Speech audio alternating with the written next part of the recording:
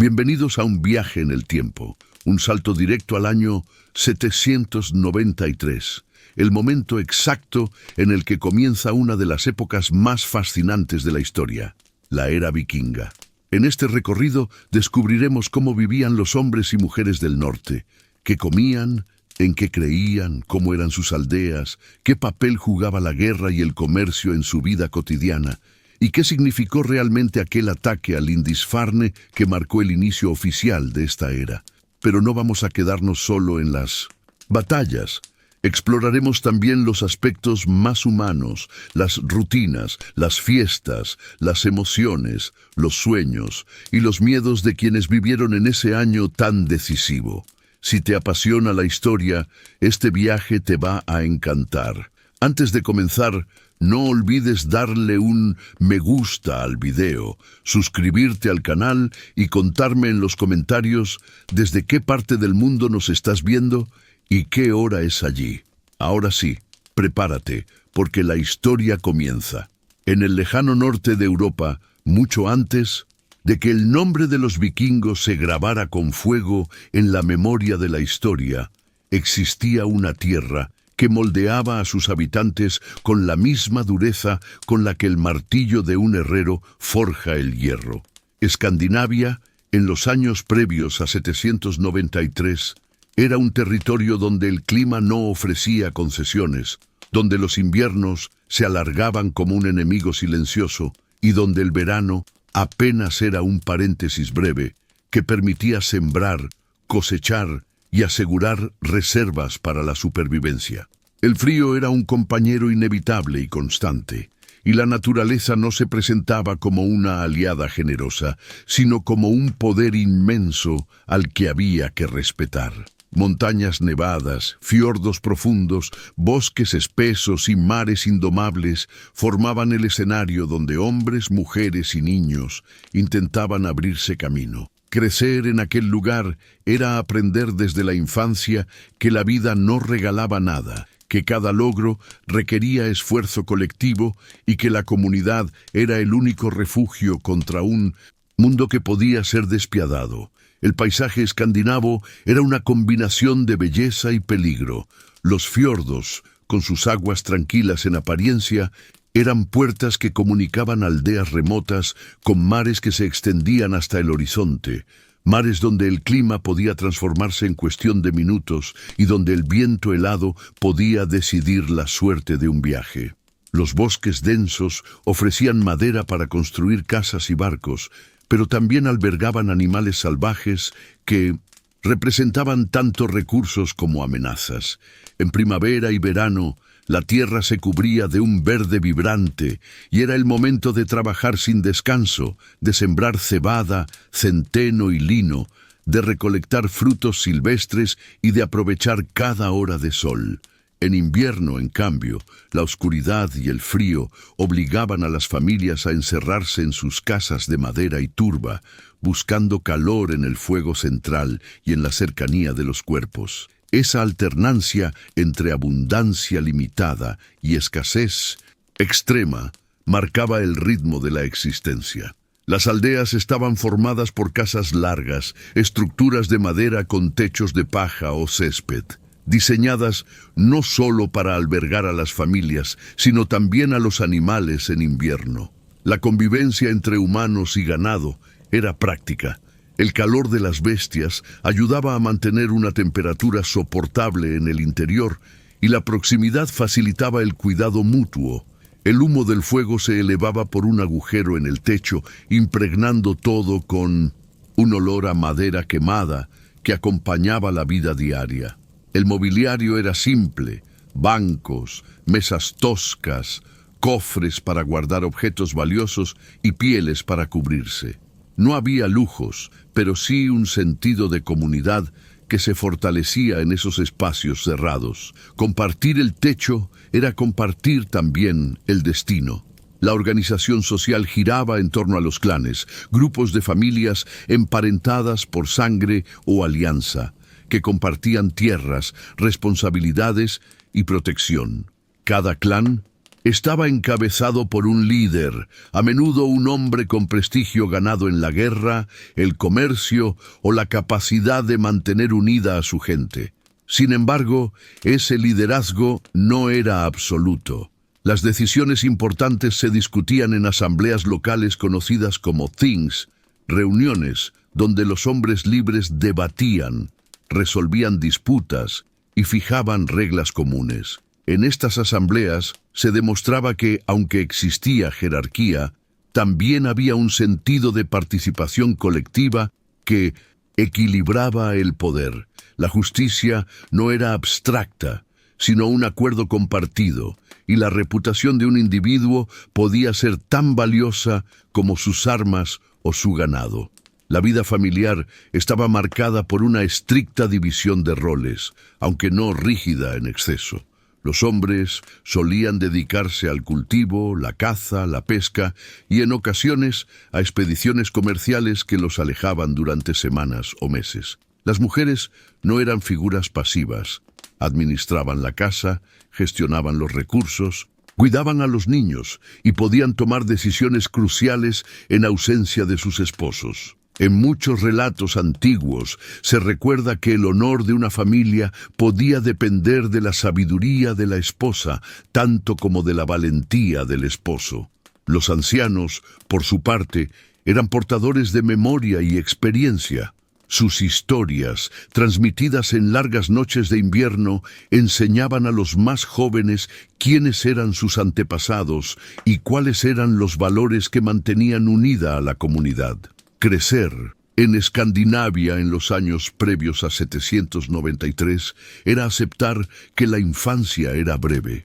Los niños participaban pronto en las tareas de la casa, aprendían a cuidar animales, a manejar herramientas rudimentarias y a comprender las estaciones. El juego existía, pero estaba impregnado de preparación para la vida adulta.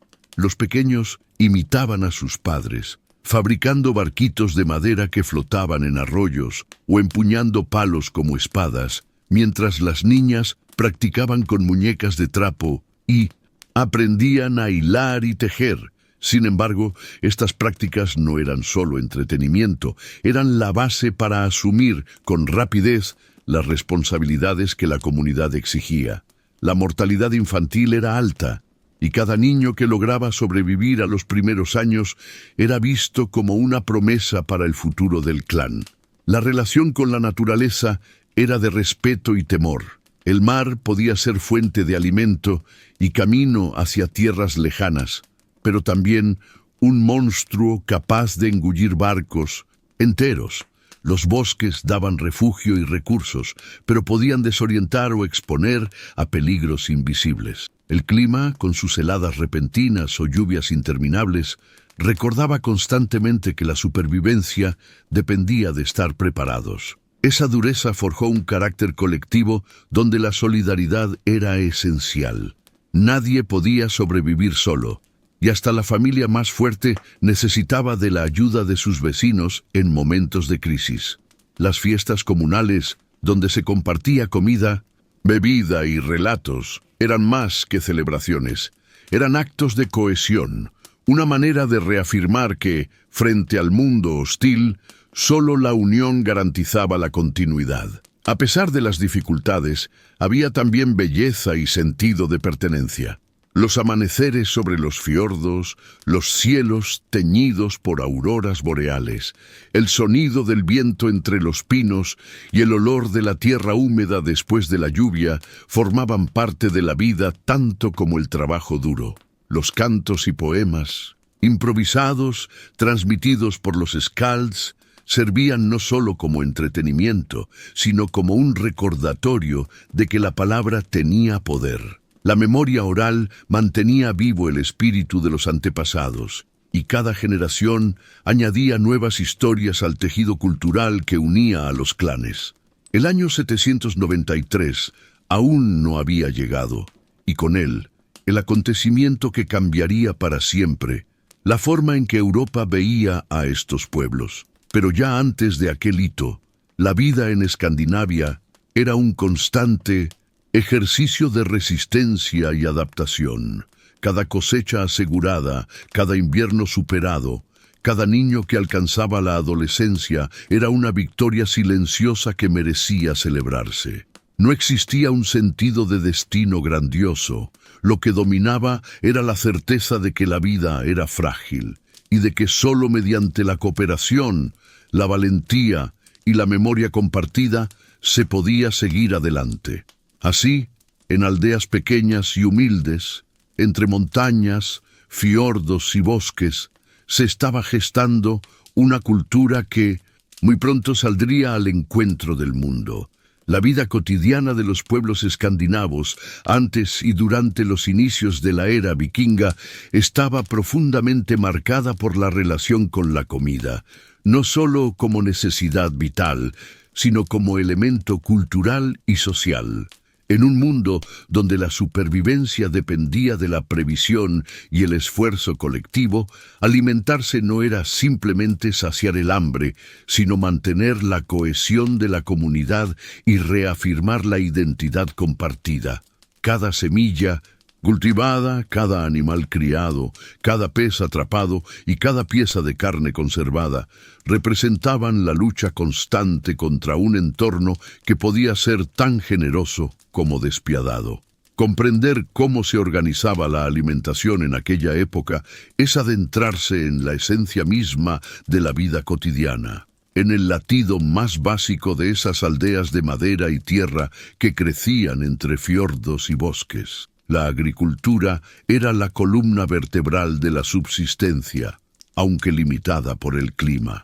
Los campos, trabajados con arados rudimentarios, tirados por bueyes, ofrecían sobre todo cebada, centeno y avena, cereales resistentes al frío que se convertían en pan oscuro, gachas espesas y, en ocasiones, cerveza. La cebada era la base de las bebidas fermentadas, indispensables no solo en las fiestas, sino también en la rutina diaria, pues el alcohol ligero ayudaba a conservar el líquido en tiempos donde el agua podía ser insegura. El centeno, por su parte, daba panes duros, densos, de corteza gruesa que podían durar varios días sin echarse a perder. El lino, aunque no se comía, era un cultivo valioso porque servía para confeccionar tejidos y sogas, lo que demuestra que la agricultura tenía un impacto que iba más allá de la comida.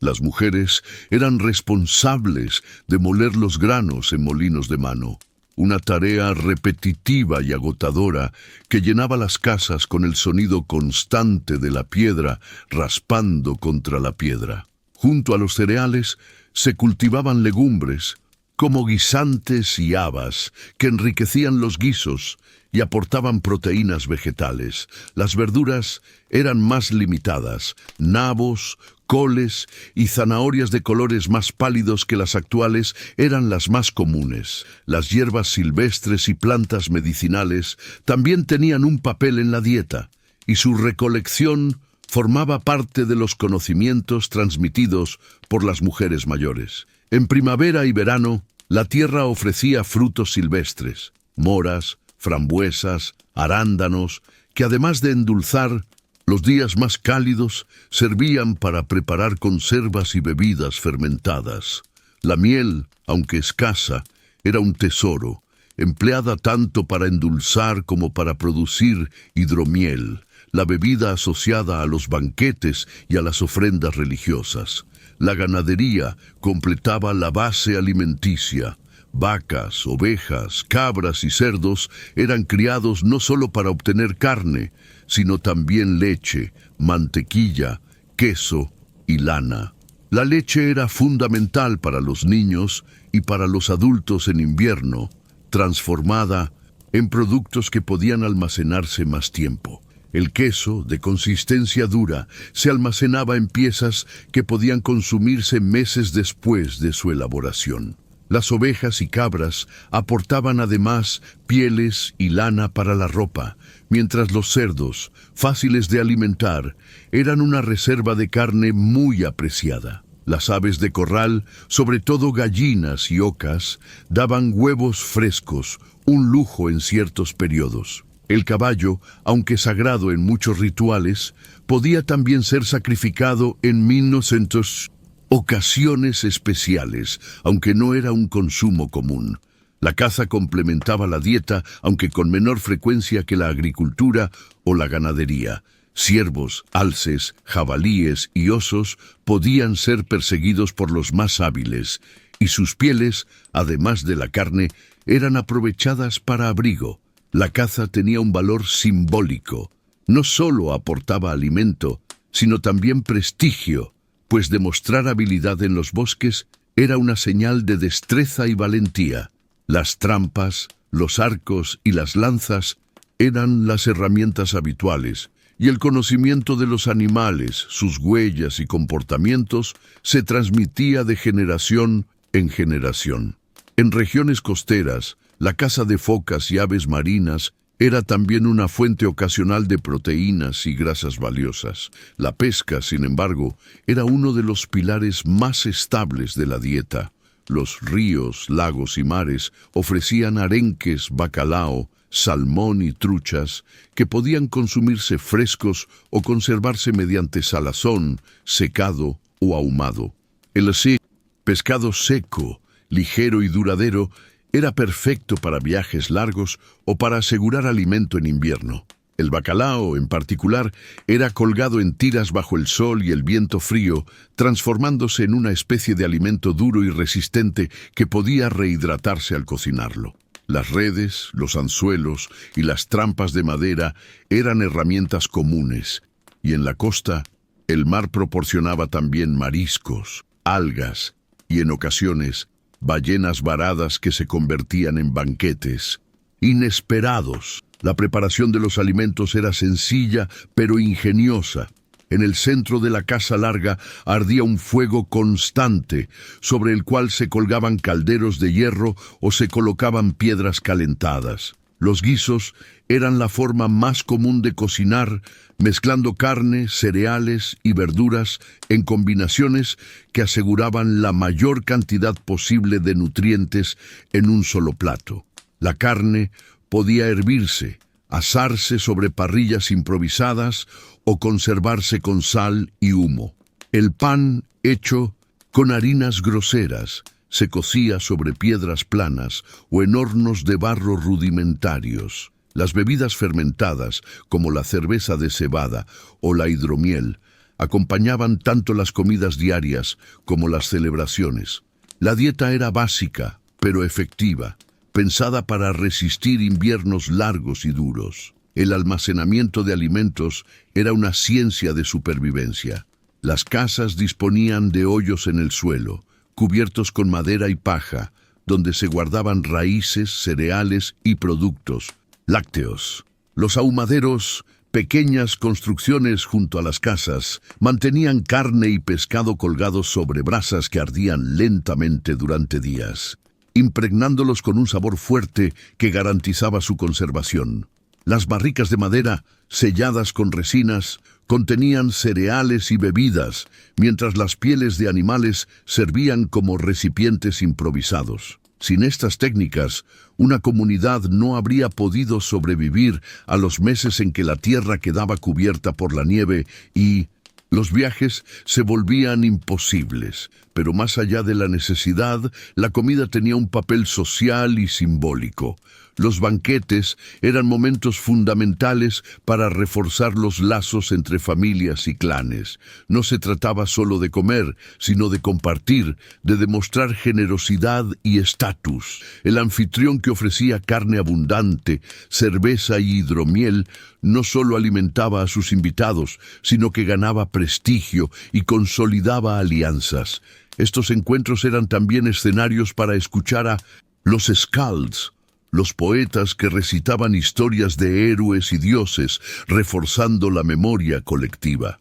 La abundancia en la mesa era señal de poder, pero también de cohesión, porque nadie debía quedar excluido en esas celebraciones que fortalecían la identidad del grupo. En los banquetes, la carne más valiosa era reservada para los invitados de honor, mientras que la cerveza circulaba en cuernos decorados que pasaban de mano en mano. El acto de beber juntos, de compartir el mismo recipiente, simbolizaba la unión. La música, los cantos y los relatos acompañaban las comidas largas que podían extenderse hasta que el fuego se apagaba.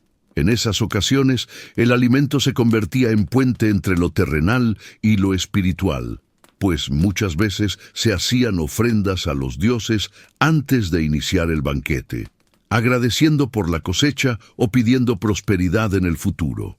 Así, la alimentación en la Escandinavia anterior a 793 no era solo cuestión de nutrición, sino un reflejo de la lucha contra la naturaleza, de la creatividad para conservar lo poco que se tenía y de la capacidad de transformar lo cotidiano en símbolo de comunidad.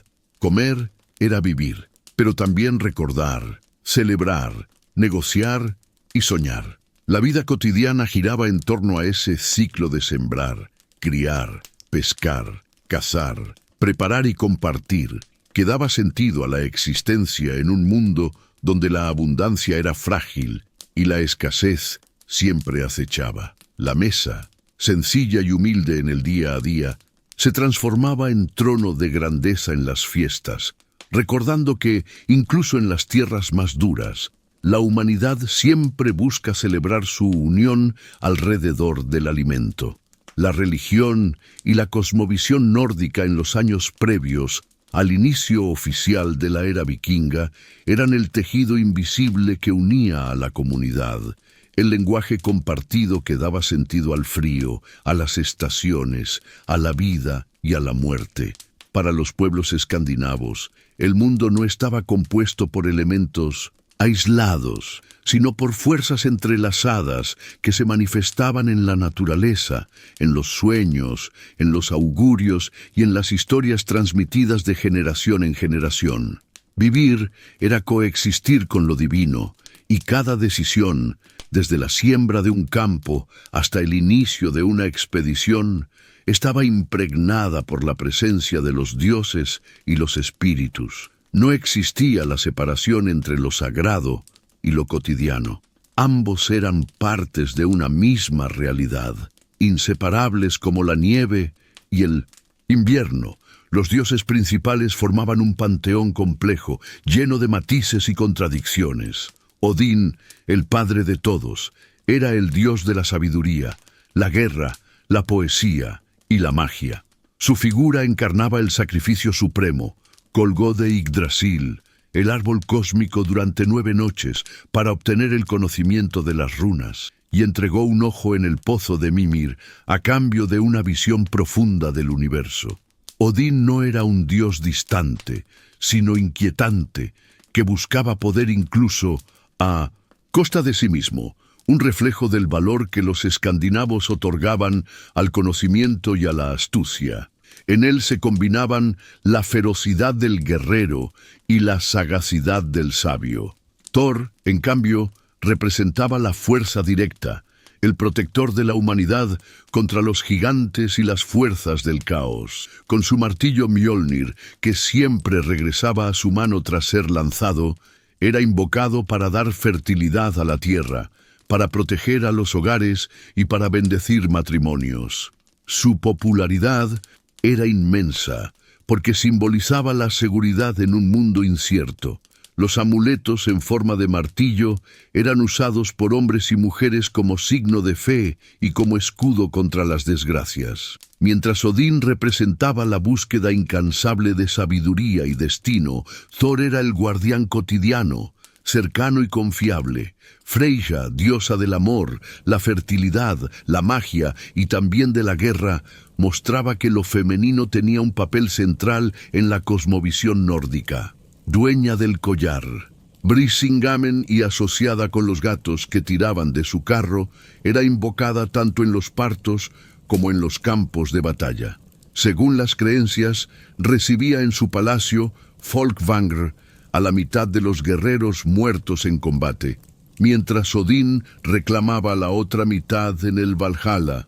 Este detalle demuestra que el valor y el honor no pertenecían solo a un dios masculino, sino que la diosa del amor era también guardiana de los caídos. Freyja encarnaba la complejidad de la vida, placer y dolor, fertilidad y destrucción, deseo y muerte.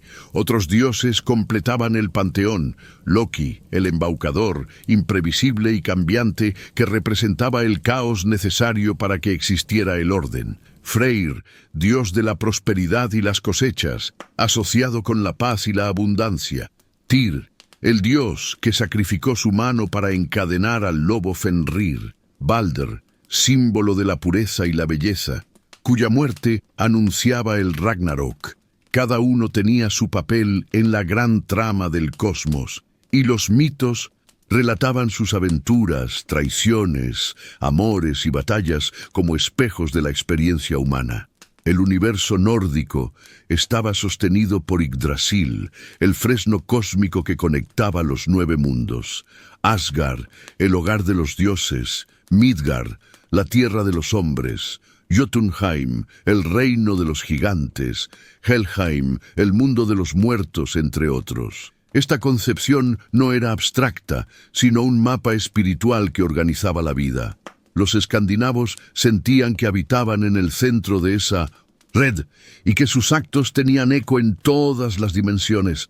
El Ragnarok, el destino final donde los dioses y los hombres lucharían contra las fuerzas del caos, recordaba que incluso lo divino estaba sometido a un ciclo de nacimiento, destrucción y renovación. Los rituales eran el puente entre lo humano y lo divino. Se celebraban sacrificios, conocidos como blots, en los que se ofrecían animales, alimentos o, en ocasiones, incluso vidas humanas a los dioses y espíritus. Estos actos no se hacían por crueldad, sino como un intercambio, una manera de mantener el equilibrio entre las fuerzas del cosmos. El sacrificio de un caballo, por ejemplo, tenía un significado especial, pues el animal era considerado noble y sagrado. La sangre derramada era rociada sobre altares, objetos y participantes como símbolo de bendición.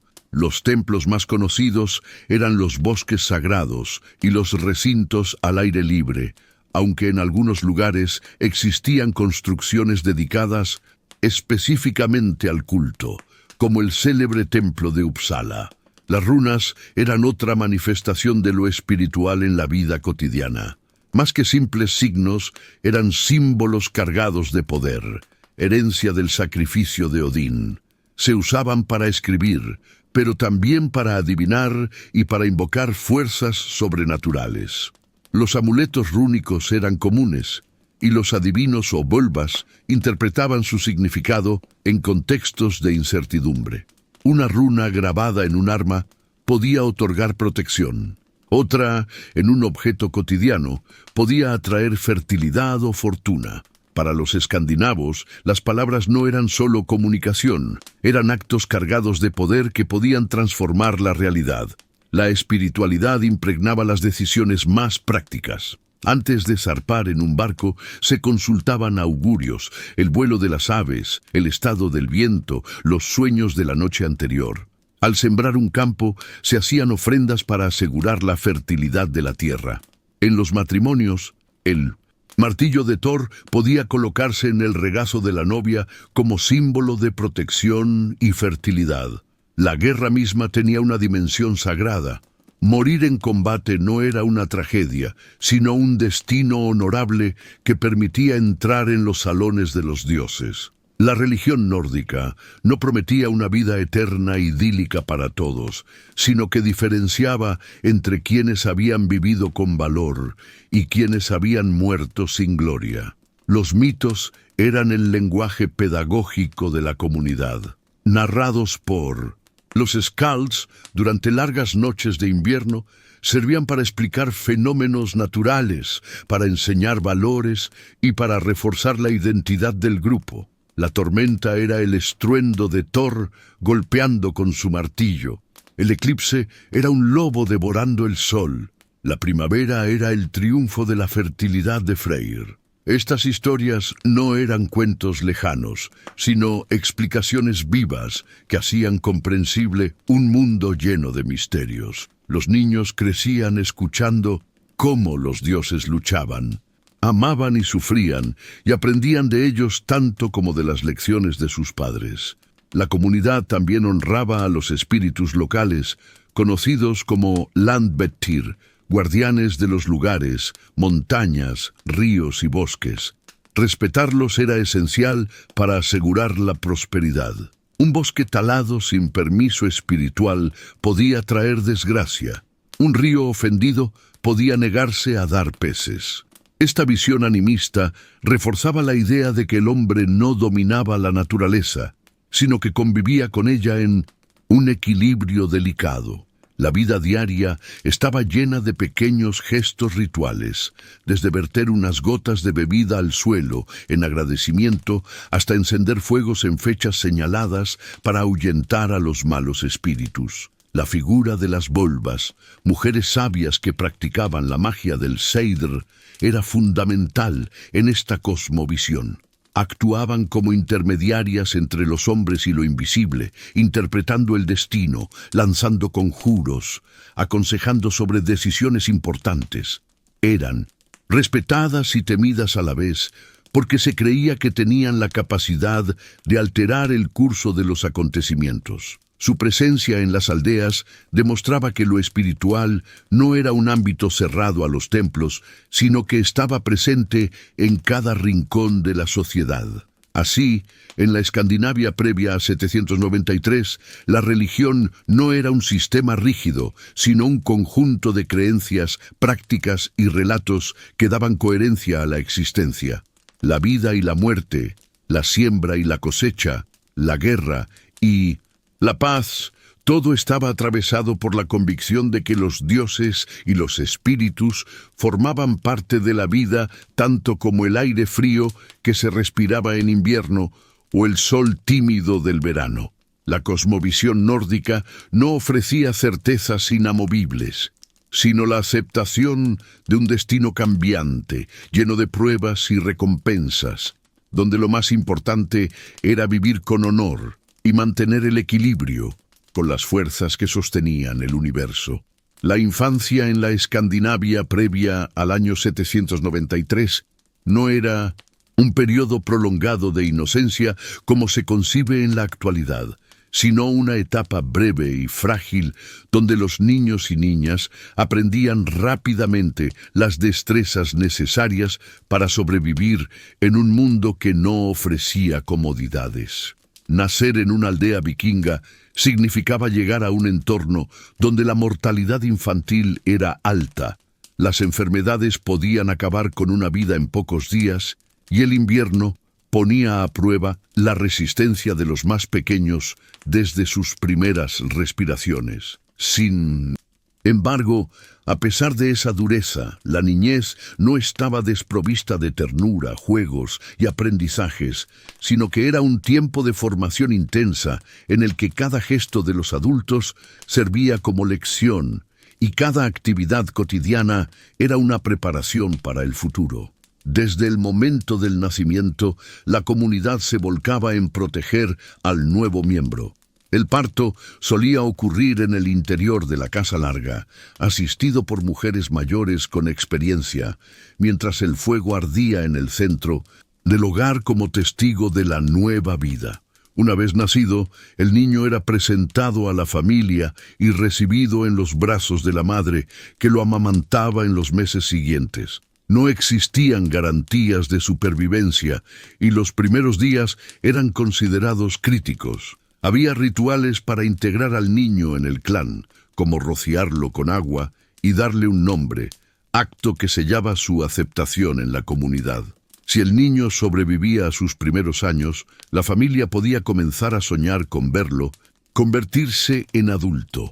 La educación empezaba desde la cuna, no en escuelas formales, sino en la vida cotidiana. Los niños acompañaban a sus padres en el trabajo desde muy pequeños. Observaban cómo el padre cuidaba el ganado, reparaba herramientas o pescaba, y cómo la madre hilaba lana, molía el grano o cocinaba sobre el fuego. Era una educación práctica, transmitida por imitación y repetición, donde las palabras eran menos importantes que los gestos. Los adultos no explicaban largas Teorías simplemente dejaban que los niños vieran, escucharan y repitieran, corrigiéndolos con paciencia o severidad según la circunstancia. Cada acción, por simple que fuera, tenía valor pedagógico. Los juegos eran parte fundamental del aprendizaje. Con ramas, piedras y huesos, los niños inventaban juguetes que no solo servían para entretener, sino también para entrenar habilidades. Los varones solían tallar espadas de madera y arcos pequeños, practicando con ellos mientras imaginaban que luchaban contra gigantes o enemigos invisibles. Este juego era en realidad un entrenamiento temprano para el combate futuro. Las niñas, por su parte, recibían muñecas de trapo o de madera con las que ensayaban el cuidado de bebés, la administración de una casa y la preparación de tejidos. Pero no había una separación estricta. En ocasiones los niños podían aprender tareas domésticas y las niñas podían jugar con armas de madera. Lo esencial era que cada pequeño encontrara su lugar en la dinámica de la comunidad. La transmisión oral era otra piedra angular en la educación. Durante las largas noches de invierno, los ancianos relataban mitos, sagas y genealogías que los niños escuchaban con atención. Aprendían sobre Odín y Thor, sobre Freyja y Loki, sobre héroes que cruzaban mares y gigantes que amenazaban el orden del cosmos. Estas historias no eran simples cuentos para dormir, sino lecciones de moral, identidad y valores. Al escuchar sobre la valentía de un guerrero o la astucia de un dios, los pequeños entendían qué virtudes debían cultivar: el coraje, la lealtad, la sabiduría, la astucia. Aprendían también quiénes eran sus antepasados y cómo debían honrar su memoria. La palabra hablada era un hilo que unía generaciones. La preparación para la vida adulta comenzaba pronto. A los niños varones se les enseñaba a cuidar el ganado, a cortar leña, a remar en botes pequeños y a cazar animales menores como liebres o aves. El manejo de las armas era gradual. Primero espadas de madera, luego cuchillos pequeños, más adelante arcos reales. El objetivo no era formar guerreros prematuros, sino garantizar que, llegado el momento, el joven pudiera defender a su clan y sostener a su familia. La destreza con el arco y la lanza era tan valorada como la resistencia al frío y la capacidad de trabajar en equipo. La infancia no era tiempo perdido. Cada año sumaba habilidades prácticas que definían el futuro del niño. Las niñas, mientras tanto, recibían una preparación igualmente exigente. Aprendían a hilar, tejer, preparar comidas, conservar alimentos y administrar el hogar. Estas tareas, lejos de ser secundarias, eran vitales para la supervivencia. Una mala decisión en la conservación de los granos podía significar hambre para toda la familia en invierno. Por ello, las mujeres mayores enseñaban con rigor cómo almacenar la comida, cómo curtir pieles, cómo elaborar ropa resistente. También participaban en el cuidado de los animales y, en ocasiones, acompañaban a los hombres en actividades de comercio o pesca. Desde pequeñas, las niñas sabían que serían el pilar de la vida doméstica y comunitaria. El aprendizaje incluía también aspectos espirituales. Los niños crecían rodeados de símbolos, amuletos y rituales. Se les enseñaba a respetar a los dioses, a los espíritus de la naturaleza y a sus ancestros. Aprendían qué significaba el martillo de Thor, cómo interpretar un presagio, qué hacer antes de zarpar en un barco o antes de sembrar un campo. Los sueños eran discutidos en familia y los augurios formaban parte de la educación emocional y espiritual de los pequeños. Se les inculcaba que el destino podía ser implacable, pero que la valentía y el honor eran formas de enfrentarlo. La comunidad entera era responsable de la educación. No solo los padres enseñaban, los tíos, abuelos y vecinos también corregían, aconsejaban y compartían conocimientos. La Disciplina no era blanda, pues el error podía costar caro en un entorno donde cada recurso era vital. Un niño descuidado podía dejar escapar una cabra, arruinar una red de pesca o malograr una reserva de alimentos. Por ello, se esperaba obediencia, pero también iniciativa. Los adultos buscaban que los jóvenes aprendieran a ser responsables y resilientes. El castigo podía ser severo, pero la recompensa era el reconocimiento dentro de la comunidad. Llegar a la adolescencia era un momento decisivo. Los varones participaban en expediciones de pesca más largas, en cacerías de animales grandes o incluso en incursiones bélicas locales. Era su rito de paso, la manera de probarse ante los demás. Las niñas, por su parte, asumían más responsabilidades en la casa y podían ser comprometidas en matrimonios que aseguraban alianzas entre familias. La madurez llegaba pronto y la infancia quedaba atrás casi sin transición. Un joven de 15 años ya podía ser considerado adulto, capaz de tomar decisiones y de cargar con las obligaciones de su linaje. Los juegos seguían acompañando este proceso, aunque siempre con un trasfondo de preparación. Luchas simuladas, carreras, competencias de fuerza o de puntería servían tanto para entretener como para formar. La música y el canto también eran parte de la educación. Aprender a recitar versos, a tocar instrumentos simples como flautas o tambores, era una manera de integrarse en la cultura oral. Los niños descubrían que las palabras podían ser tan poderosas como las armas y que la memoria colectiva se transmitía no solo con sangre, sino también con poesía.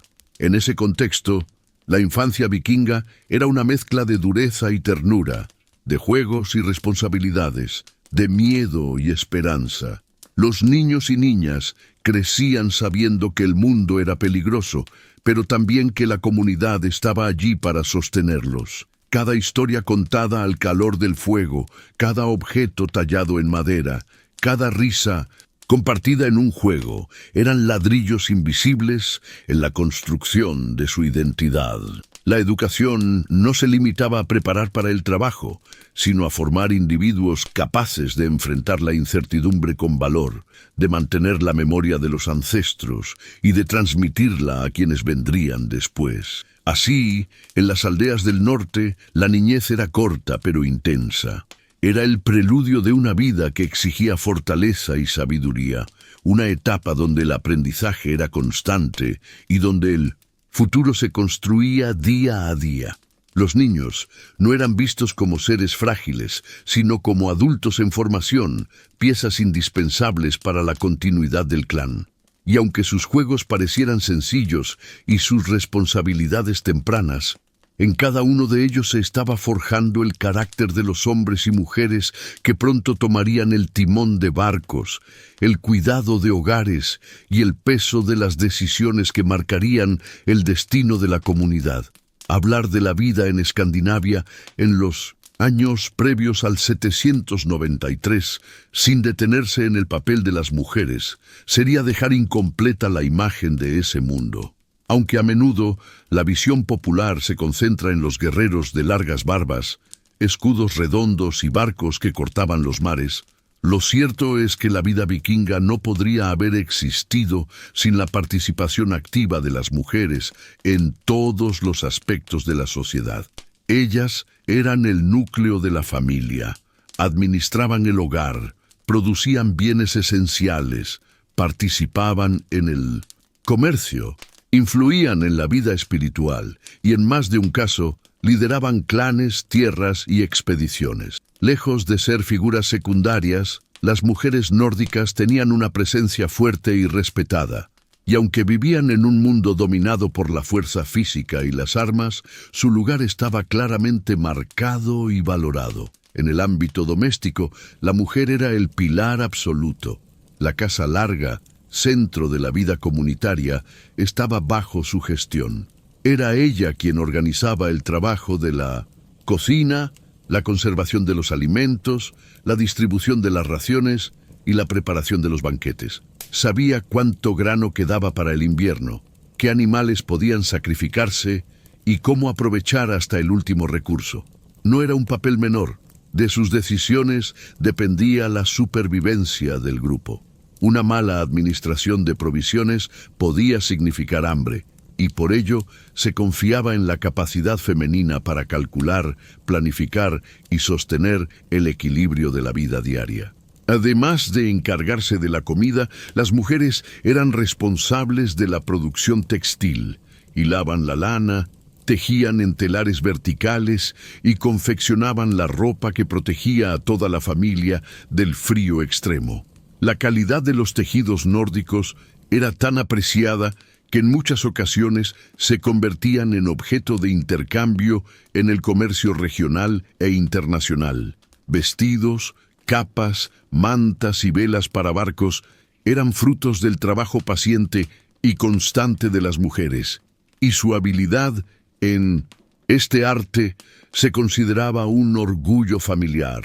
La rueca y el telar eran símbolos de poder económico y cultural, tanto como la espada lo era para los hombres. El cuidado de los hijos también recaía principalmente en las mujeres, pero no en un sentido pasivo, sino como parte de la transmisión de valores y conocimientos. Las madres enseñaban a sus hijas las labores de la casa, los cantos y las historias, mientras que a los hijos varones les mostraban respeto por los dioses, la disciplina y el orden de la vida diaria. La infancia estaba impregnada de la presencia femenina, y las primeras memorias de un niño o una niña eran los cantos suaves, los relatos de mitos al calor del fuego y las enseñanzas de cómo enfrentar el día a día. La madre era guía, protectora y maestra, y su influencia se prolongaba durante toda la vida del individuo. Pero reducir a las mujeres vikingas a la esfera doméstica sería un error. Ellas también participaban en actividades económicas que trascendían la casa. En las aldeas y en los mercados, las mujeres podían ser comerciantes activas. Vendían excedentes de productos agrícolas, intercambiaban tejidos, cuidaban la logística de los viajes comerciales y en muchos casos actuaban como administradoras de las riquezas familiares cuando los hombres estaban ausentes en expediciones.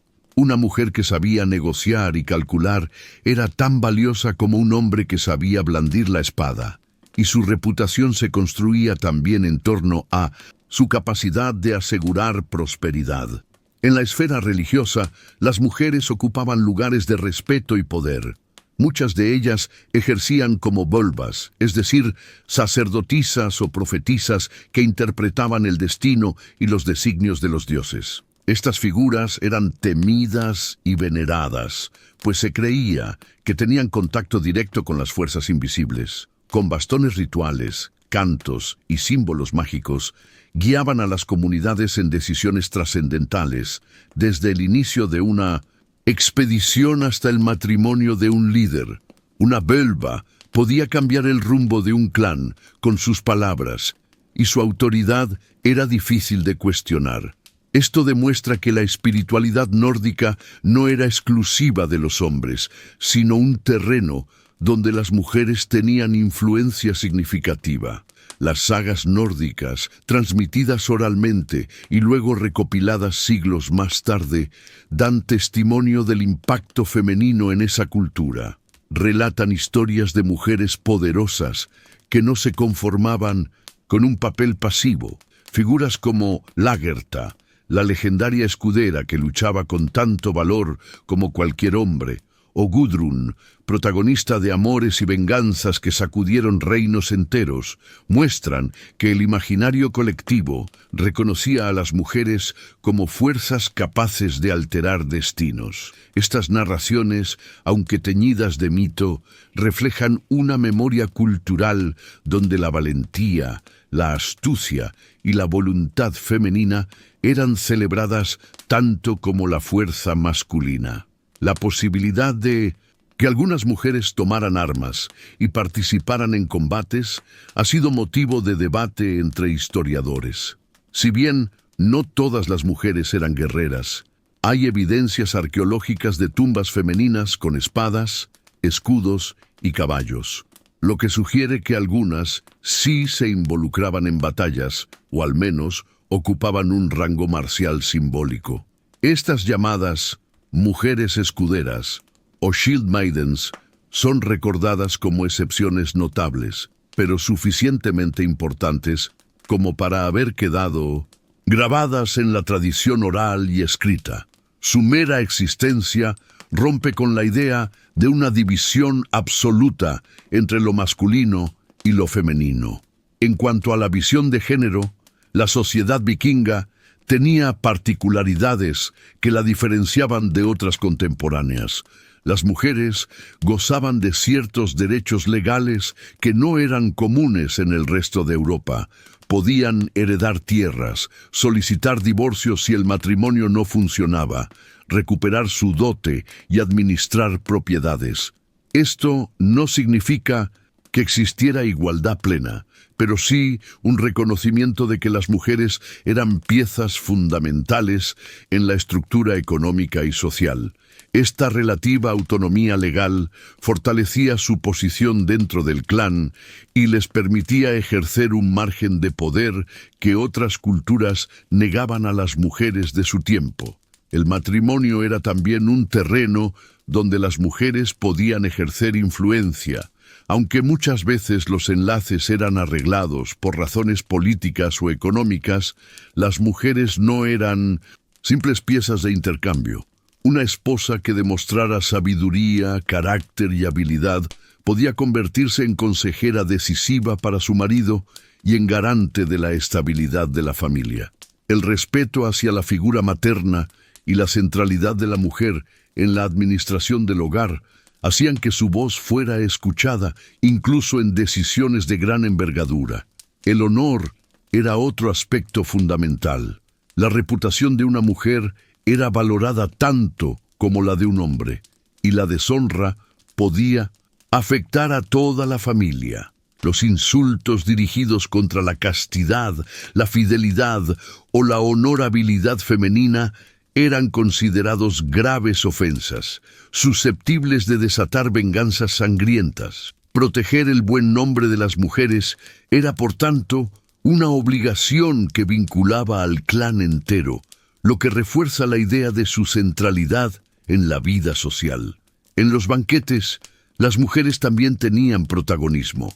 Eran ellas quienes servían la hidromiel en las ceremonias, un gesto cargado de simbolismo, pues representaba la unión de los lazos sociales y el respeto a la jerarquía. Una mujer que ofrecía la copa a un invitado estaba, en cierto modo, otorgándole honor y reconocimiento. Su papel en esos momentos rituales era esencial para mantener la cohesión del grupo y sellar alianzas. A pesar de las limitaciones propias de su época, las mujeres nórdicas brillaban en múltiples campos. Eran guardianas de la tradición, productoras incansables, administradoras hábiles, comerciantes astutas, figuras espirituales respetadas y, en algunos casos, guerreras de leyenda. El mundo vikingo no habría sobrevivido sin ellas, y aunque la historia las haya relegado muchas veces a un segundo plano, las evidencias muestran que su presencia era vital y constante. Así, el papel de las mujeres en la Escandinavia de finales del siglo VIII revela un equilibrio particular. No eran iguales a los hombres en términos de poder militar, pero su influencia en la economía, la religión y la vida cotidiana era innegable. Eran el corazón del hogar, la memoria de los ancestros y al mismo tiempo la fuerza que permitía al clan sostenerse en un entorno hostil. Sin ellas, los barcos no habrían zarpado, las aldeas no habrían resistido los inviernos, y las sagas no habrían conservado la voz de un pueblo que valoraba, respetaba y temía a sus mujeres tanto como veneraba a sus dioses. El comercio y el contacto con el exterior fueron elementos esenciales en la vida escandinava mucho antes de que los vikingos emprendieran sus famosas incursiones. A menudo se piensa en este pueblo únicamente como saqueadores que llegaron a costas extranjeras con violencia. Pero la realidad es que ya desde siglos anteriores habían tejido redes de intercambio pacífico que les conectaban con comunidades vecinas y con regiones más lejanas de lo que podría imaginarse. Las expediciones comerciales precedieron a las expediciones bélicas, y sin ese entramado de rutas, objetos y relaciones, la expansión vikinga jamás habría alcanzado la magnitud que conocemos. Uno de los bienes más valiosos que circulaba en estas primeras rutas era el ámbar, conocido como el oro del norte. Este material resinoso se encontraba en abundancia a lo largo de las costas del mar Báltico y se convirtió en un producto codiciado por pueblos de toda Europa. El ámbar no solo tenía valor ornamental, sino también simbólico y espiritual, pues se le atribuían propiedades mágicas y protectoras. Los escandinavos recolectaban piezas de diferentes tamaños y las transportaban hacia el sur, donde comerciantes germánicos, francos e incluso mediterráneos estaban dispuestos a pagar precios elevados. Así, las rutas del ámbar abrieron los primeros canales de comunicación entre Escandinavia y el resto del continente. Pero no solo era el ámbar lo que circulaba en estos intercambios. La artesanía local también tenía un lugar destacado. Los herreros escandinavos producían herramientas de hierro, cuchillos, clavos y armas que encontraban compradores en pueblos vecinos. La calidad del trabajo del metal era altamente valorada, y aunque las técnicas se perfeccionarían con el tiempo, ya en este periodo inicial había suficiente habilidad para convertir a estos productos en objetos de comercio. Los carpinteros y talladores de madera elaboraban peines, cofres, utensilios domésticos y pequeños adornos que podían intercambiarse por sal, cereales o vino. La sociedad vikinga era austera, pero creativa, y cada aldea tenía la capacidad de generar excedentes que servían como moneda de cambio. Los mercados locales desempeñaban un papel fundamental en este proceso. Eran puntos de encuentro donde clanes y comunidades cercanas acudían a intercambiar productos, noticias y alianzas. No eran mercados permanentes, sino reuniones periódicas que se celebraban en lugares estratégicos, como cruces de caminos, desembocaduras de ríos o costas protegidas. Allí, los agricultores llevaban su grano. Los pescadores ofrecían su captura, los artesanos mostraban sus trabajos y los comerciantes traían novedades de otras regiones. Estos espacios no solo tenían importancia económica, sino también social, pues servían para reforzar lazos, negociar matrimonios y resolver disputas bajo un ambiente relativamente neutral.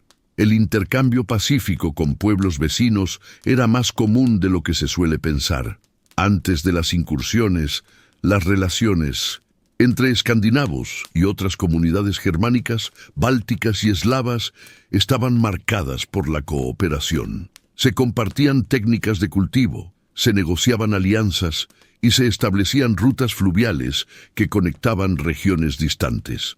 El mar Báltico, lejos de ser una barrera, era una autopista de agua que unía territorios y permitía el movimiento constante de bienes y personas. Los escandinavos, expertos navegantes, ya estaban acostumbrados a recorrerlo en busca de oportunidades comerciales mucho antes de que sus barcos surcaran los mares occidentales. Los productos que llegaban del exterior eran igualmente valiosos para las comunidades nórdicas. Del sur llegaban cereales más abundantes, vino, aceite, cerámicas y objetos de lujo como cuentas de vidrio o metales preciosos. Estos artículos no solo servían para el consumo, sino también como símbolos de prestigio. Un jefe de clan que lograba adquirir una copa romana o un adorno germánico podía exhibirlo en los banquetes como prueba de su poder y de su red de contactos. El prestigio social estaba estrechamente ligado a la capacidad de traer bienes extranjeros, y por ello, los comerciantes eran figuras de gran relevancia. La economía de estas comunidades se moldeaba poco a poco gracias a estas interacciones. Aunque la base seguía siendo agrícola y de subsistencia, el comercio introducía dinámicas nuevas. Los clanes comenzaban a especializarse. Unos producían más hierro, otros más textiles. Otros se dedicaban a la pesca en gran escala. Estos excedentes permitían participar en redes de intercambio cada vez más amplias. A medida que los mercados crecían, también lo hacía la necesidad de organizar rutas, proteger cargamentos y mantener acuerdos con comunidades vecinas. La cooperación y la diplomacia eran tan importantes como la fuerza militar. El contacto con el exterior también trajo consigo conocimientos. Los escandinavos aprendieron nuevas técnicas de construcción, de agricultura y de navegación gracias a su interacción con otros pueblos. Las innovaciones no se generaban en aislamiento, sino en un flujo constante de ideas. La introducción de nuevas semillas, la influencia de estilos artísticos extranjeros y el conocimiento de tecnologías metálicas más avanzadas fueron producto de este contacto pacífico. Cada viaje, cada intercambio, ampliaba los horizontes culturales de estas sociedades que, aunque parecían aisladas en sus fiordos, estaban profundamente conectadas al mundo. No todos los intercambios eran pacíficos, por supuesto. Había disputas, engaños y robos, pero la violencia no era la norma en este periodo inicial. Para que un sistema de comercio funcione, se necesita confianza, y los escandinavos supieron tejer redes basadas en acuerdos y normas compartidas. La hospitalidad jugaba un papel importante. Ofrecer cobijo a un viajero podía convertirse en la base de una relación comercial duradera. Del mismo modo, romper un acuerdo podía desatar conflictos que se arrastrarían por generaciones. Así, el comercio no solo movía bienes, sino también códigos de honor y obligaciones mutuas. El intercambio de objetos también era un intercambio de símbolos. Los adornos traídos de tierras lejanas eran integrados en la cultura nórdica, reinterpretados y adaptados. Un brazalete romano podía convertirse en herencia familiar. Unas cuentas de vidrio podían adornar un vestido festivo. Un arma extranjera podía ser vista como amuleto de poder. Los objetos traídos de fuera adquirían un valor que iba más allá de lo material. Se convertían en puentes entre mundos, testimonios de viajes y pruebas tangibles de que el horizonte era más amplio que los límites del fiordo. Antes de las incursiones vikingas, Escandinavia ya estaba, por tanto, inmersa en un entramado económico y cultural que la conectaba con Europa y más allá. Estas rutas comerciales moldeaban la economía local, generaban riqueza, estimulaban la producción y abrían la mente de las comunidades hacia nuevas posibilidades. El comercio era un motor silencioso, menos espectacular que la guerra, pero más duradero y transformador. Fue en esos intercambios cotidianos, en los mercados donde se mezclaban lenguas y mercancías, donde se forjó la base de lo que más tarde sería la expansión vikinga. De esta manera, los escandinavos del siglo VIII no eran solo granjeros y guerreros en potencia, sino también comerciantes, astutos, artesanos hábiles y navegantes curiosos que sabían que el mundo no terminaba en el horizonte. Cada viaje en busca de ámbar, cada encuentro en un mercado, cada objeto extranjero que llegaba a una aldea, era un recordatorio de que la vida no se limitaba al espacio inmediato, sino que estaba entrelazada con la de otros pueblos. Y en esa red de contactos, lentamente, se estaba gestando la preparación económica, cultural y tecnológica para una era de exploraciones que cambiaría la historia del mundo. Hablar de la Escandinavia anterior al 793 obliga a detenerse en un aspecto que moldeaba no solo la vida práctica, sino también la mentalidad de sus gentes, la guerra y la preparación constante para el combate. Aunque los vikingos aún no habían emprendido las incursiones que los harían temidos en toda Europa, ya vivían en un mundo donde la violencia era una posibilidad permanente. Los clanes competían entre sí por recursos, territorios de pastoreo, rutas de comercio o prestigio, y en ese contexto el combate era tanto una necesidad como un camino hacia el honor. La vida podía transcurrir entre el cultivo, la pesca y el comercio, pero siempre existía la certeza de que las armas podían hablar en cualquier momento. El armamento era fundamental en este escenario. Las armas no se producían en masa, sino que eran el fruto del trabajo especializado de los herreros. Forjar una espada era una labor delicada, pues requería tiempo, conocimiento del hierro y gran destreza. Las espadas eran armas prestigiosas, largas, de doble filo, con empuñaduras adornadas que a menudo pasaban de generación en generación como símbolos de linaje. No todos los guerreros podían permitírselas, eran costosas y exigían materiales de calidad, por lo que en muchas ocasiones eran los jefes o los combatientes de élite quienes las portaban. La mayoría de los hombres libres combatía con lanzas, hachas o cuchillos largos, herramientas más accesibles y versátiles que podían emplearse tanto en la vida cotidiana como en la batalla. El hacha, en particular, se convirtió en una de las armas más características. No era solo un instrumento de trabajo para cortar madera, sino también una herramienta de guerra temida.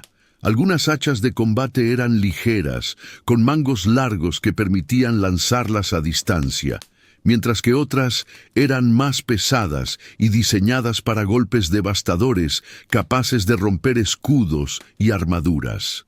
Su facilidad de fabricación y su poder destructivo la hicieron popular en todos los niveles sociales. La lanza, por su parte, era probablemente el arma más común.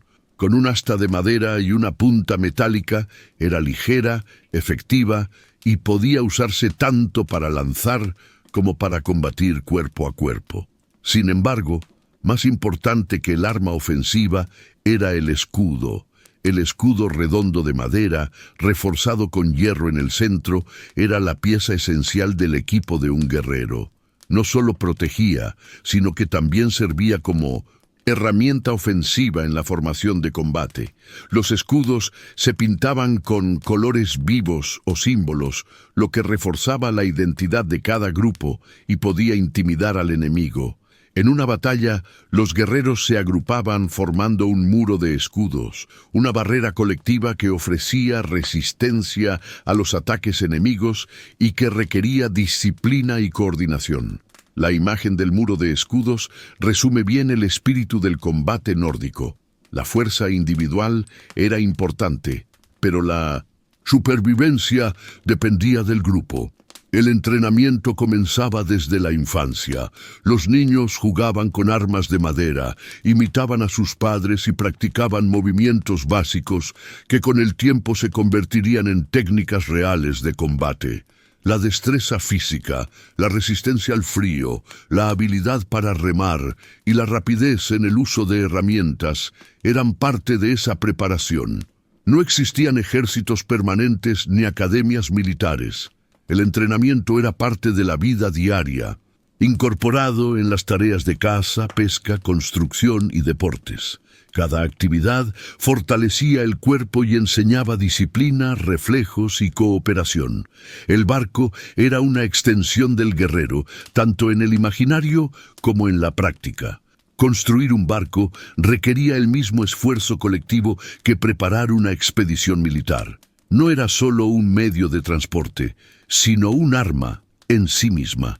Los barcos permitían llegar rápido, atacar por sorpresa y retirarse con la misma velocidad. Para un escandinavo, el barco era casi una prolongación de su propio cuerpo y de su clan. Allí se luchaba, se vivía y en ocasiones se moría. En el combate naval, los remos se convertían en prolongaciones de la disciplina colectiva y cada golpe de remo era tan importante como un golpe de espada. La preparación para el combate incluía, por tanto, la práctica constante de la navegación, el conocimiento de los vientos y el trabajo sincronizado de todos los tripulantes. La defensa del territorio era otro aspecto crucial. Las aldeas estaban expuestas a ataques de clanes rivales, por lo que cada hombre libre debía estar dispuesto a tomar las armas en cualquier momento. Las batallas no siempre eran grandes enfrentamientos campales.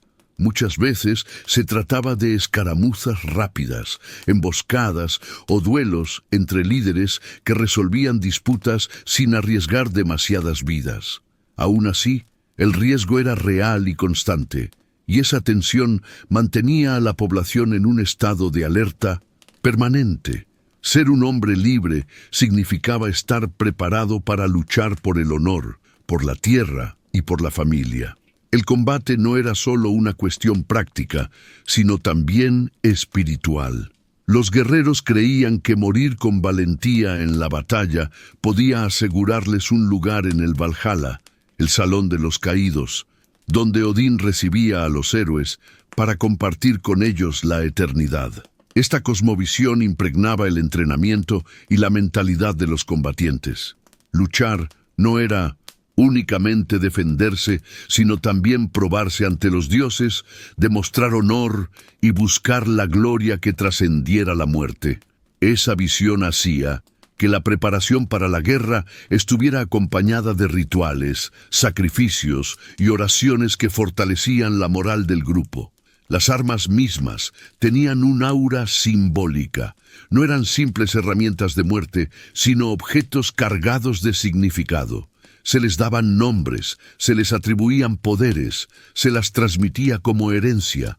Una espada podía ser vista como la encarnación del espíritu de un antepasado, y portar esa arma era cargar con la responsabilidad de mantener vivo el honor familiar. El cuidado de las armas era un deber sagrado, y dejarlas en mal estado era casi una ofensa a los dioses y a la memoria del clan.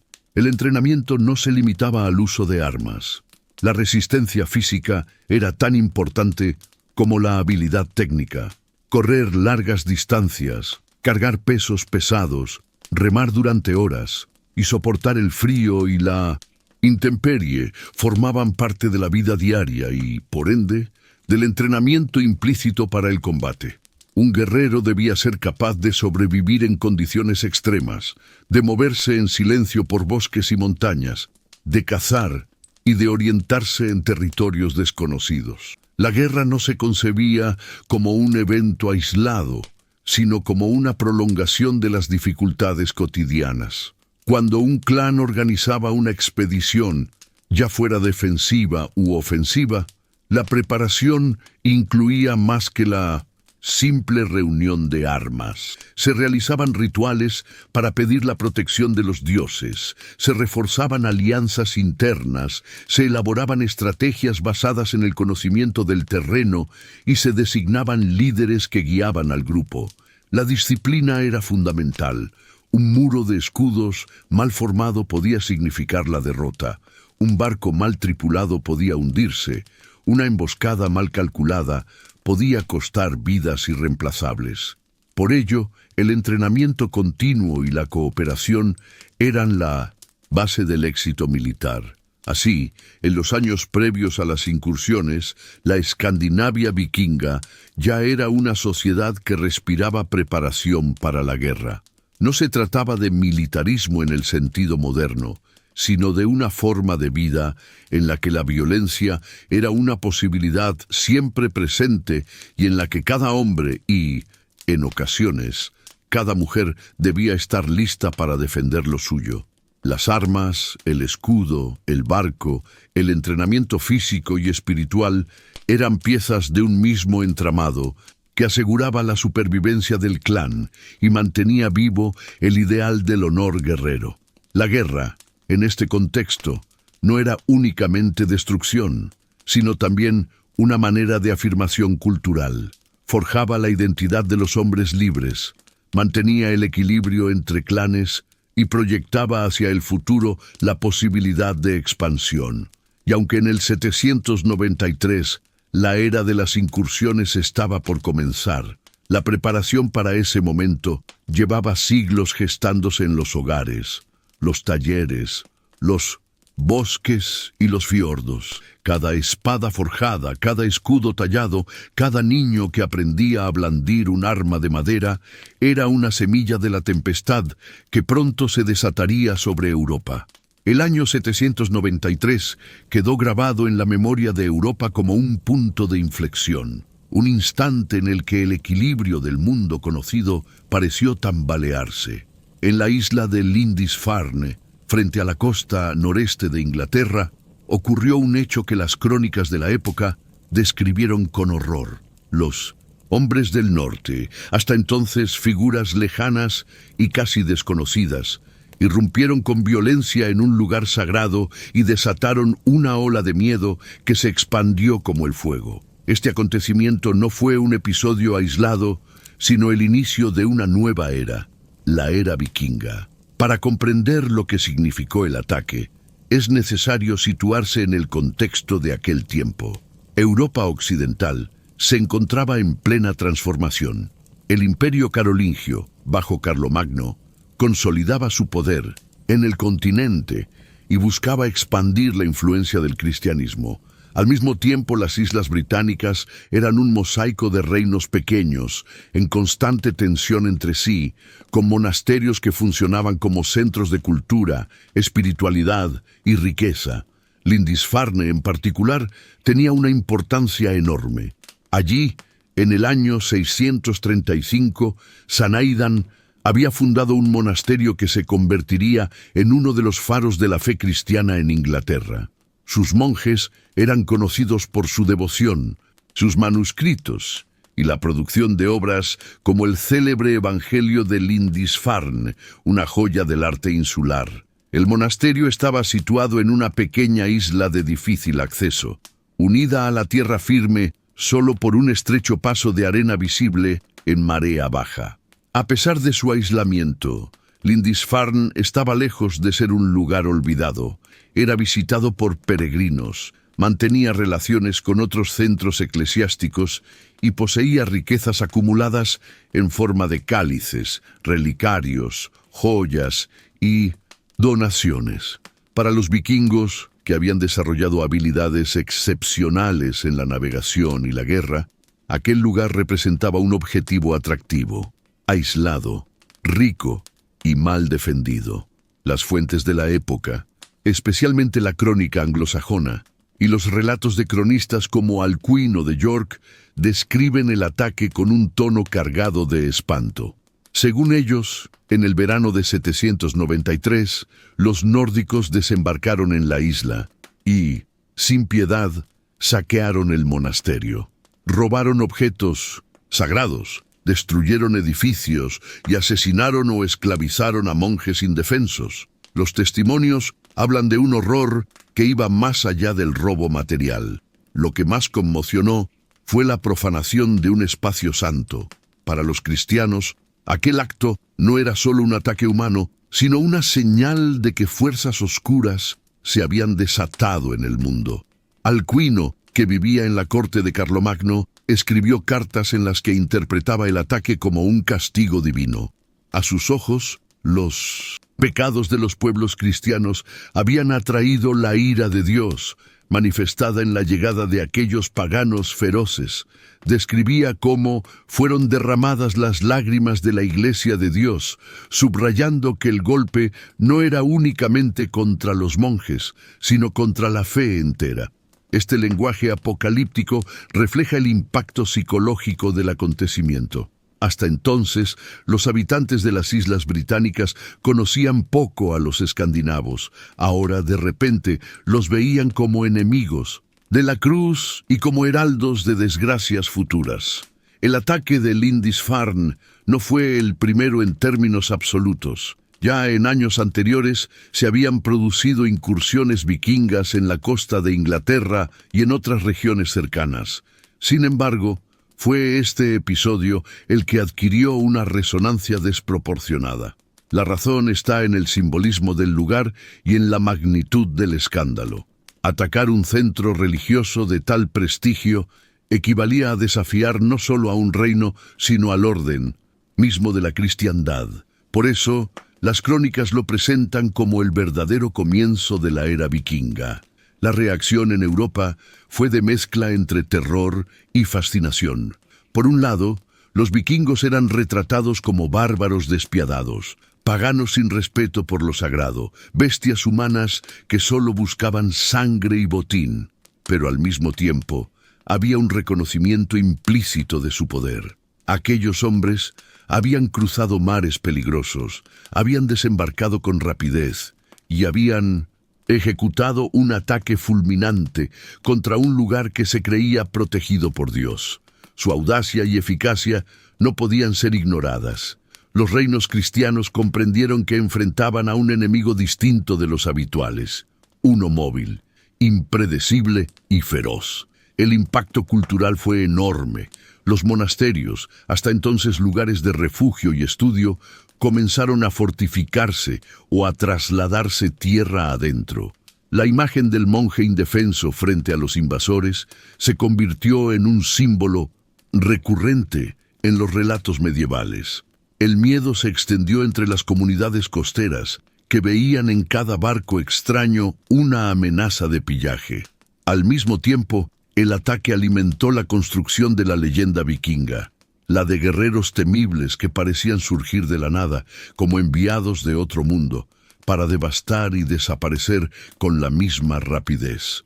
Lindisfarne también marcó un cambio en la percepción mutua entre escandinavos y europeos cristianos. Para los primeros, aquel éxito fue seguramente un motivo de orgullo y un ejemplo a seguir. La facilidad con la que habían obtenido riquezas y prestigio incentivó nuevas expediciones. La noticia se esparció por los fiordos y las aldeas, despertando la ambición de otros clanes que vieron en los mares del sur una oportunidad de gloria y fortuna.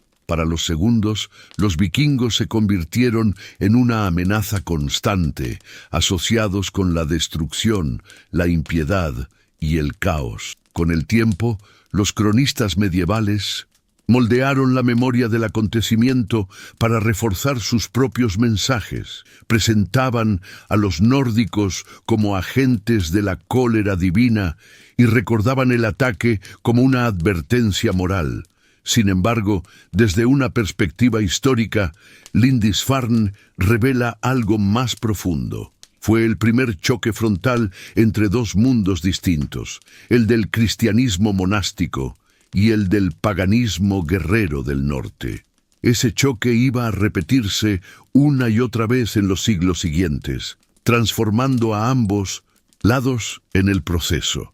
El monasterio mismo nunca recuperó por completo su antiguo esplendor. Aunque se reconstruyó y continuó siendo un centro religioso, siempre estuvo marcado por la memoria del ataque. La isla, antaño símbolo de paz espiritual, quedó asociada para siempre con el recuerdo del terror vikingo. Esa huella perduró durante generaciones, transmitida en relatos orales, crónicas escritas y la misma conciencia colectiva de la Europa medieval. Al mirar atrás, resulta evidente que el saqueo de Lindisfarne no fue solo un hecho local, sino un punto de quiebre histórico.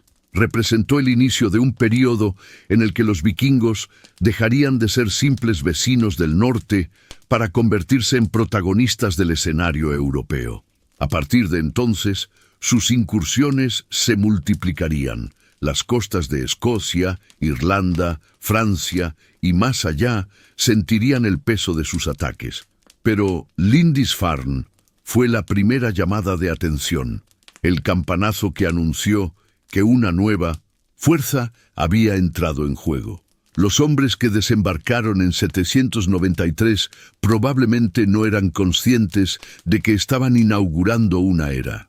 Para ellos, quizás se trataba de una expedición más, en busca de botín y gloria.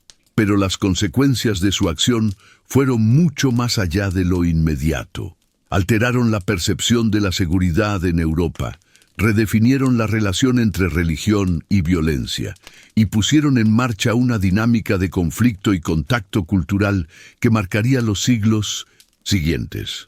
Así, el ataque a Lindisfarne fue mucho más que un saqueo. Fue un símbolo, un mito fundacional de la era vikinga, un relato que aún hoy resuena como el momento en que los mares del norte se abrieron y de ellos surgieron hombres que cambiarían la historia para siempre. Tras el ataque a Lindisfarne en 793, el eco de aquel suceso se propagó por toda Europa como un trueno en un cielo que hasta entonces parecía tranquilo. Lo que para los habitantes de la isla fue una tragedia, para los clanes escandinavos significó una revelación. Habían descubierto no solo la vulnerabilidad de las costas cristianas, sino también las enormes posibilidades que ofrecía el mar como camino hacia la riqueza, la aventura y la gloria. Con ese acontecimiento se abrió un nuevo horizonte, y lo que comenzó como un saqueo aislado pronto se convirtió en un fenómeno histórico, la expansión vikinga. Las noticias del éxito corrieron rápido por los fiordos y aldeas del norte. Los hombres que regresaron de Lindisfarne llevaban consigo oro, plata, reliquias y esclavos. Sus relatos sobre un monasterio rico, indefenso y lleno de tesoros sagrados despertaron la ambición de otros clanes. En una sociedad donde el prestigio personal y la reputación familiar eran esenciales, emprender expediciones hacia las tierras del sur se volvió una meta deseada. No se trataba solo de riquezas materiales. El botín era también un símbolo de honor, un trofeo que otorgaba estatus al guerrero y reforzaba la posición de su linaje dentro del clan. A partir de la década del 790, las incursiones comenzaron a multiplicarse. Las costas de Inglaterra, Escocia e Irlanda se convirtieron en objetivos constantes. Los monasterios, con sus tesoros acumulados y su escasa defensa, seguían siendo los blancos preferidos. Los barcos vikingos, ligeros, veloces y adaptados tanto al mar abierto como a los ríos estrechos, permitían ataques relámpago.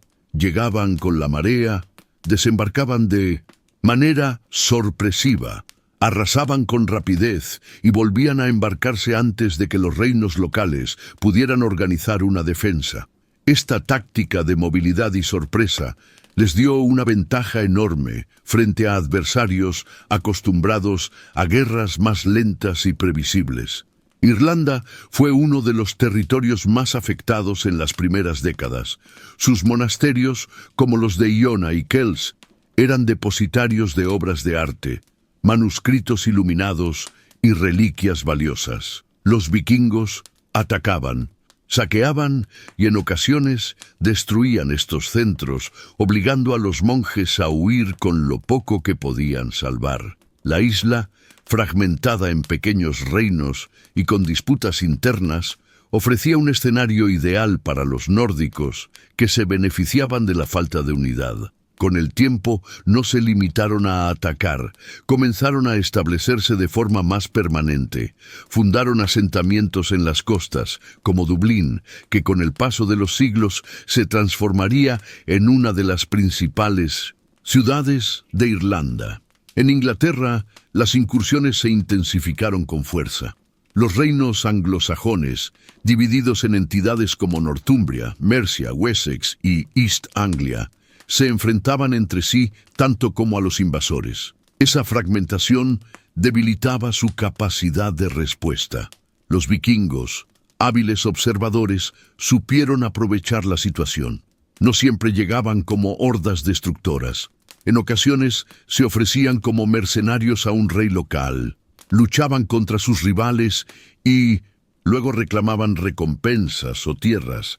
Así, poco a poco, comenzaron a insertarse en el tejido político de las islas. Los asentamientos fueron una consecuencia natural de este proceso. Lo que empezó como expediciones de saqueo estacional se transformó en colonización. Los vikingos llevaban consigo a sus familias, animales y pertenencias, y se establecían en tierras fértiles. Buscaban no solo botín, sino también nuevas oportunidades de vida. la presión demográfica en Escandinavia, el deseo de tierras de cultivo y la ambición de expandir el prestigio de sus clanes impulsaron esta migración. Inglaterra e Irlanda ofrecían campos más ricos, climas más suaves y recursos abundantes, lo que las convirtió en destinos privilegiados. El fenómeno no se limitó a las islas británicas. Hacia el oeste, los vikingos alcanzaron las costas de Escocia y las Islas Orcadas, Shetland y Hébridas. Allí establecieron comunidades que, con el tiempo, se mezclaron con la población local, creando una cultura híbrida que dejó huellas en la lengua, la toponimia y las tradiciones. Incluso más allá, exploraron y colonizaron las Islas Feroe, la isla de Man e Islandia, esta última convertida en un verdadero laboratorio de sociedad vikinga, donde los colonos crearon un sistema de asambleas y leyes que reflejaba tanto su herencia nórdica como su adaptación al nuevo entorno. El impacto en Europa fue profundo. Los reinos cristianos se vieron obligados a reforzar sus defensas costeras, a construir torres de vigilancia y a reorganizar sus ejércitos. Al mismo tiempo, los vikingos transformaron las rutas comerciales. Sus incursiones eran también intercambios, pues junto al saqueo surgía el comercio. Ciudades como York, que cayó bajo control nórdico, se convirtieron en prósperos centros donde se mezclaban mercancías del norte, del continente y del Mediterráneo. El contacto, aunque marcado por la violencia, abrió nuevas redes económicas y culturales. Es importante recordar que no todos los viajes eran de guerra. Muchos vikingos llegaron como comerciantes y artesanos, establecieron alianzas y realizaron intercambios pacíficos. Sin embargo, la fama de los saqueos, iniciada con Lindisfarne, pesaba sobre ellos. A ojos de los europeos cristianos, el nombre vikingo quedó asociado para siempre con el terror y la destrucción, aunque en la práctica también fueran colonos y negociantes. Esa dualidad definió la era que comenzó en 793. Una mezcla de violencia y construcción, de ruina y creación. El proceso de expansión también tuvo un impacto en la propia Escandinavia. El éxito de las expediciones reforzó el poder de ciertos líderes que lograron acumular riquezas y prestigio suficientes para consolidar su autoridad. Los clanes se transformaron en protorreinos y las figuras de caudillos y reyes adquirieron mayor importancia. La guerra externa y la colonización sirvieron como válvula de escape a tensiones internas, al mismo tiempo que llevaron nuevas ideas y contactos culturales al norte. Así, mientras Europa temía a los vikingos, Escandinavia misma cambiaba gracias a sus aventuras ultramarinas. Lo ocurrido después de 793 demuestra que el ataque a Lindisfarne no fue un episodio aislado, sino la chispa que encendió una expansión de largo alcance. Los mares del norte se convirtieron en autopistas de movimiento, los ríos en puertas de entrada y los vikingos en protagonistas de un mundo interconectado que se transformaba a gran velocidad. En menos de un siglo habían pasado de ser saqueadores repentinos a colonizadores estables, fundadores de ciudades y actores políticos en múltiples regiones. Su presencia se haría sentir en Inglaterra, Irlanda, Francia, el Mediterráneo y hasta en las tierras lejanas de Rusia y Bizancio. El recuerdo de Lindisfarne seguía vivo, pero ya no era solo una memoria de horror. Era también el símbolo del comienzo de una era en la que los escandinavos dejaron de ser vecinos lejanos para convertirse en parte fundamental de la historia europea. Lo que había empezado con un puñado de barcos frente a una isla sagrada se transformó en un movimiento de pueblos enteros, navegando hacia el sur y el oeste en busca de futuro. Así, la expansión posterior a 793 revela la esencia de la era vikinga. Una combinación de audacia guerrera, deseo de riqueza, hambre de tierras y apertura al contacto con culturas diversas. Fue un proceso que cambió para siempre tanto a Europa como a Escandinavia, y que con el tiempo dejaría un legado profundo en la geografía, la política y la cultura del continente. Al mirar hacia el año 793, mucho más allá del primer ataque a Lindisfarne o de los relatos de saqueos y expediciones, surge una enseñanza profunda sobre la humanidad. Esa época nos habla de resiliencia, ingenio, ambición y adaptación. Nos recuerda que los pueblos no solo sobreviven frente a los desafíos naturales o humanos, sino que también tienen la capacidad de transformar sus circunstancias en oportunidades para crear, explorar y dejar una huella duradera en la historia. La Escandinavia de finales del siglo VIII era un mundo de contrastes, inviernos duros, mares implacables, territorios aislados, pero también aldeas vibrantes, clanes cohesionados, comercio dinámico y tradiciones culturales profundas. Esta combinación de adversidad y creatividad forjó sociedades capaces de proyectarse más allá de sus límites inmediatos. El mundo que habitaban los escandinavos era exigente. El frío y la dureza del clima requerían organización, cooperación y prudencia. Las aldeas de madera y tierra no solo eran hogares, eran fortificaciones, centros productivos y espacios de aprendizaje. La comunidad era la base de la supervivencia y cada individuo desempeñaba un papel esencial. Aprender a cazar, a pescar, a cultivar, a fabricar herramientas y a proteger a los seres queridos era un proceso continuo. La vida diaria era un constante ejercicio de adaptación y resiliencia, y la experiencia de cada generación se transmitía mediante historias, rituales y educación práctica. Los niños y niñas absorbían estas enseñanzas de sus padres y ancestros, y con ello se aseguraba la continuidad del conocimiento y de la cultura. El contacto con otros pueblos, ya fuera a través del comercio o de incursiones, revelaba otra faceta de esta resiliencia. Los escandinavos supieron combinar la fuerza con la astucia, la audacia con la planificación, y transformar el mar en una vía de expansión y oportunidades. Las rutas de ámbar, los intercambios comerciales y la creación de asentamientos fueron expresiones de inteligencia estratégica. Antes de ser temidos por su violencia, eran admirados por su capacidad de adaptarse, aprender y prosperar en entornos que otros consideraban hostiles o inaccesibles. Este aprendizaje demuestra que la resiliencia no se limita a resistir, sino que también implica observar, analizar y utilizar los recursos disponibles de manera innovadora. La vida en 793 también nos habla de valores humanos universales. El honor, la cooperación, la familia y la espiritualidad estaban entrelazados en la vida cotidiana. La religión, con sus dioses, rituales y creencias, no era solo un sistema de fe, sino un marco para tomar decisiones, interpretar el mundo y fortalecer la cohesión social. Los hombres y mujeres de ese tiempo entendían que cada acción, desde la siembra hasta la defensa del clan, tenía implicaciones más amplias.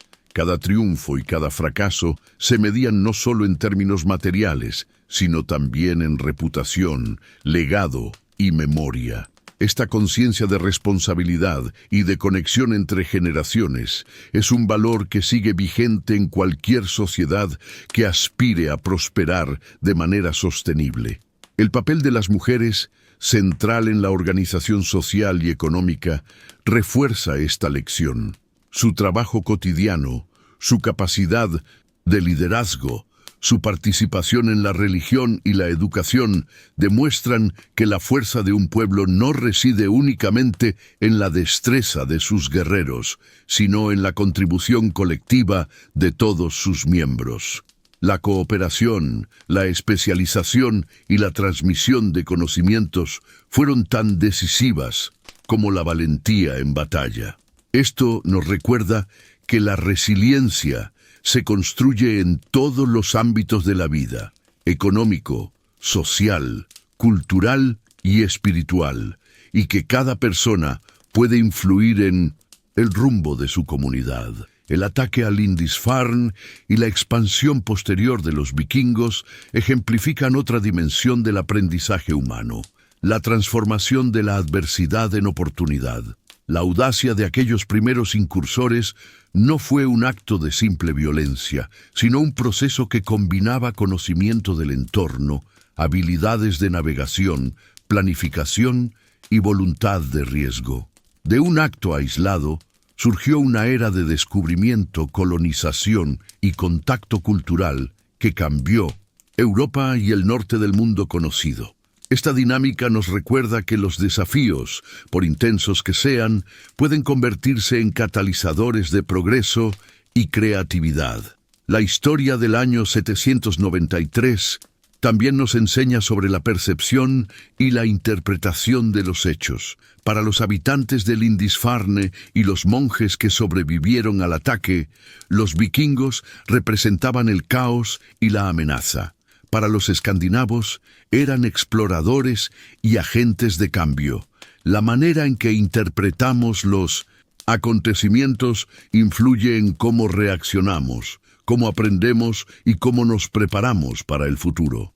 Esta dualidad sigue siendo relevante hoy.